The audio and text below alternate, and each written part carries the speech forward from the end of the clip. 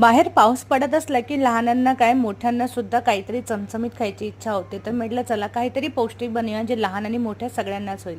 तर इथे मी 2 वाटी पोहे घेतलेले होते, ते स्वच्छ धुवून घेतले. त्यानंतर 1 वाटी त्यामध्ये रवा टाकलेला होता.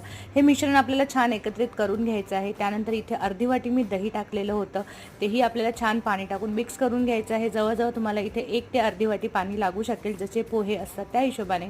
तर इतकं आपल्याला छान भिजवून घ्यायचं आहे आणि हे भिजवून जवळजवळ 15 मिनिटं ते अर्धा तास ठेवून द्यायचं.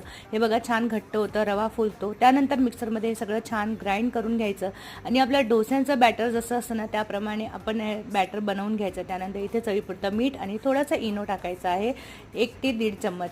त्यानंतर इथे तेल आणि पाणी हे मिक्स करून छान तव्याला लावून घ्या आणि मस्त गरमागरम डोसे करा. हा डोसा मी पहिल्यांदाच ट्राय केलेला होता, पण खूप चांगला झालेला होता. म्हणजे जेव्हा डोसे खाण्याची इच्छा होते तेव्हा बॅटर आणा किंवा घरी बनवा, यामध्ये वेळ जातो, तर हे नक्की करून बघा.